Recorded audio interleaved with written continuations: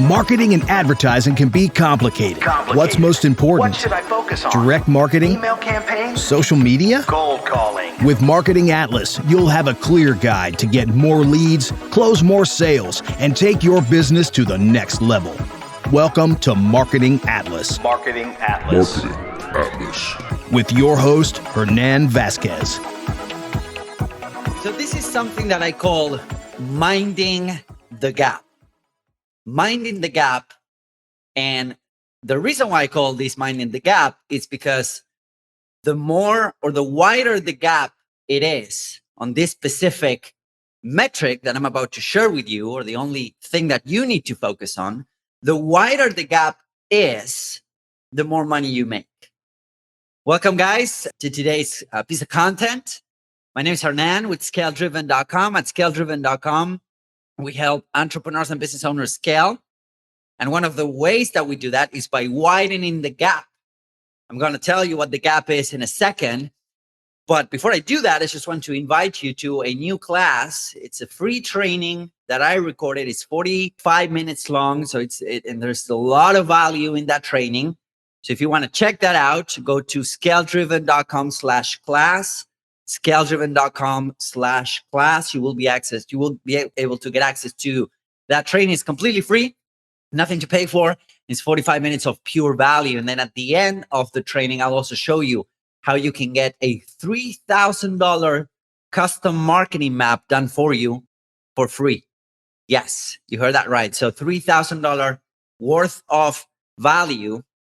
It's a marketing map. It's a custom made marketing map for you to help you scale this year. And you can get it for free. So get all the details at ScaleDriven.com/class and register there. It's a really good class. It's a lot of value, if I do say so myself.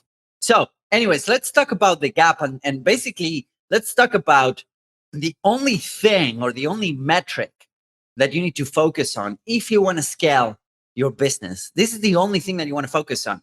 And the reason why we want to focus on as little things as possible is because the more you focus on the things that move the needle, the better your business will do. Like I talked to some people, some millionaires and billionaires I had the luck to work with. And the reality is that they're not adding stuff to their plate. They're actually ruthlessly taking stuff out of their plate so they can focus on those things that really move the needle. Alex Hormozi talks a lot about this, and props to Alex because he's been putting out some awesome content. And he also talks about how most billionaires, millionaires, and whatnot, people that are really successful, they actually take things out of their plate instead of adding things in, which is what we usually do when we're starting out. And that's why we get overwhelmed and stressed and the business is not moving forward. So the more you can simplify your business, the better. And the gap, it's the metric that you need to focus on so that you can scale your business this year. Now, think about this for a second. When you're going down the highway, when you're driving your car, when you're going down a route or whatever, your car has a dashboard, right? And the computer of that car is making a lot of calculations all the time. It's making a ton of calculations, right? It's calculating a lot of different things at the same time. But it doesn't feed you all of that information, right? In fact, it's calculating some things that are contradictory, right? It's calculating some things that are contradictory. So it doesn't feed you all of the information that it calculates, but it feeds you a couple of really important metrics. It feeds you your gas mileage. It feeds you your speed, your revs, whatever that is, right? So the more you simplify, imagine if you had a dashboard with 1,000 different metrics, you couldn't even leave your house because there's so much information coming up. The same happens with business decisions. The more you simplify them, the better it is for you to make decisions that really move the needle. So the gap, I would say, is the number one thing that you need to focus on when you want to scale. Now, what is the gap? I've been talking about this gap for like 5 minutes now, and I haven't told you guys what that is. The gap is literally the gap between two metrics, between what's called a cost to acquire a customer, or CPA, cost to acquire a customer, and lifetime value of a customer, or LTV. All right. So the difference, the gap between these two metrics is going to determine, is going to set how much profit, how much money your company is making. Let me illustrate this with an example. I had the luck of working with Agora Publishing. Agora Publishing is, if you don't know who they are, it's the number one info product publisher in the world. They're $1 billion company with a B, okay? And they are known for having a lot of really good working offers out there in the marketplace. Usually they work with health related offers and with financial related offers.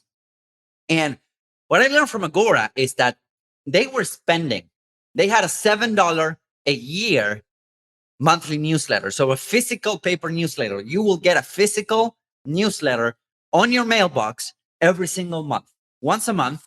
And all you needed to pay was $7 per year. That's it, right?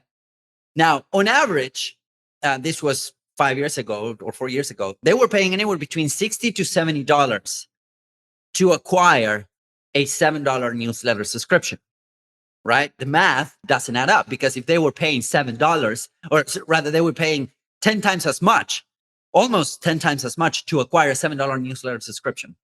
But here's the thing. On every envelope that they sent physically to their subscribers, they would have inserts.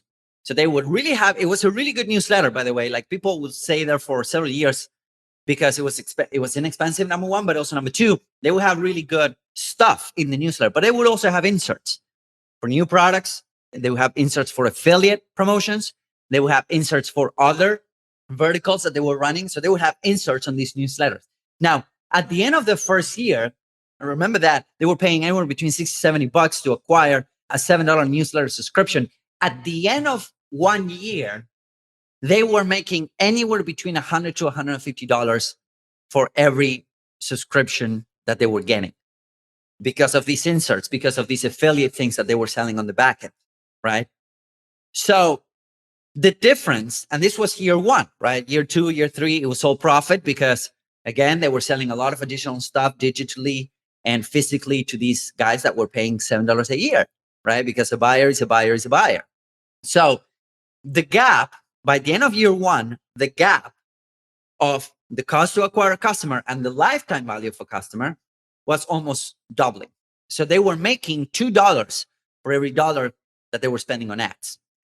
That's how they were able to spend millions of dollars on advertising every single year and make 2 times their money back. Now, some people would say, well, a year to get 2 times my money is a lot of time, especially in this internet marketing or digital marketing industry where everyone needs to click just like that, right? Like, I have clients that are coming to me and say, I need results in 30 days. And I'm like, I don't want to work with you because you're not a business owner, right? Business owners focus on the long run and focus on the long-term results. So these people, they were real business owners. And imagine this, imagine if you would put any investment out there, cryptocurrency, real estate, the market, whatever, right? And I could guarantee that you would make 100% ROI by the end of the year. Would you take it? Of course you would, right? Because it's like mind-blowingly good. The marketplace is only giving you 8% annually in a good year, or on average rather, for the past 25, 30 years. So what if you could get 100% return on your investment? Would you invest more? Of course you would, right? But a lot of entrepreneurs are missing the point when they're saying, well, my ads are not working. How long have you been running them for? 30 days or a couple of weeks? Of course, it's not going to work. Because the main point is for you to acquire a customer and then widen the gap. Now, again, the gap is between cost to acquire a customer and lifetime value. Now, the cost to acquire a customer is not up for discussion. This is not something that you set up. This is not something that you get to talk to or talked about. This is set by the marketplace. This is set by the marketplace. You can make better ads. You can make a better funnel. You can try anything that you want to to lower your cost to acquire a customer. But the cost to acquire a customer will always have a floor. Always, no matter what you do, right? I was having this conversation with clients, and they come from a different universe, right? They come from the email JV universe. And I was having this conversation about, hey, they were saying, well, the cost per click is too much, right? And I was like, don't worry about the cost per click. It doesn't matter, right? It doesn't really matter. The reality is that I cannot just call Facebook and tell Mark Zuckerberg, hey, Mark, could you lower the cost per click? Because I'm trying to target this audience, here in the US. It's kind of expensive. Could you lower the cost per click? No, the cost per click, cost per 1,000 impressions, CPMs, it's set up by the marketplace. You don't get a say. It's like me trying to advertise on Google search for credit cards and then not being willing to pay $500 per click. It's not like I can call Google and say, hey, dude, like it's kind of expensive. Could you lower it? No, that's not how it works. So your cost to acquire a customer will have a floor. Depending on your audience, depending on your offer, will have a floor. Now, your lifetime value, that's where the magic happens. That's where most entrepreneurs that I know do not focus on. The lifetime value should be a value that compounds through time, or that it increases through time. So hopefully your gap will widen and widen and widen and widen as you go through time. So you acquire a customer, let's say for $100, and then after 3 months, you make $100 back because you're offering new stuff, because maybe you have a subscription model, because maybe you have some sort of back-end promotion. So your lifetime value keeps on increasing. It keeps on increasing and it keeps on increasing. But by the end of year 3, your gap should be massive because you only pay to acquire a customer once. But ideally, if you set things right, your lifetime value will compound. And this applies to everything, no matter what you're selling. This applies to e-commerce stores. This applies to high-level or high-ticket consulting. This applies to info, retail stores, whatever you can think of. The gap between the cost to acquire a customer and how much that customer is giving you through their lifetime is what's going to determine the success of your business, especially if you're spending money on ads. Okay, so always mind the gap and try to widen the gap as much as possible. And have in mind that if you keep lifetime value the same, your cost to acquire a customer will keep on increasing as you keep on scaling.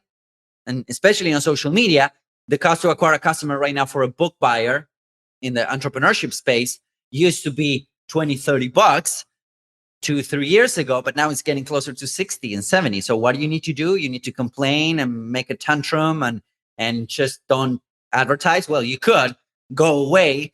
We'll buy your inventory. But if you really are in it for the long term, what you want to do is you want to always focus on your lifetime value. That's how you win this game. Not by focusing on cost to acquire a customer. That's not up for discussion. Okay, the cost to acquire a customer, it is what it is. You're paying the marketplace. Okay, you're competing against millions of other advertisers, right? If I'm targeting entrepreneurship in the US, that's one of the most competitive audiences ever. That is like advertising for credit cards, right?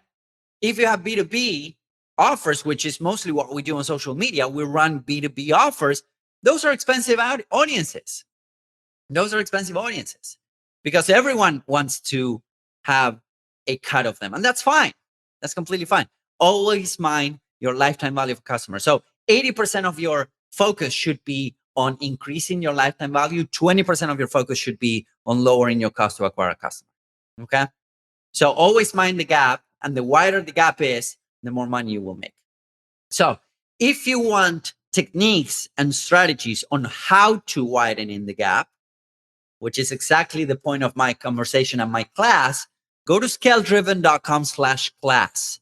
That is scaledriven.com/class. It's completely free.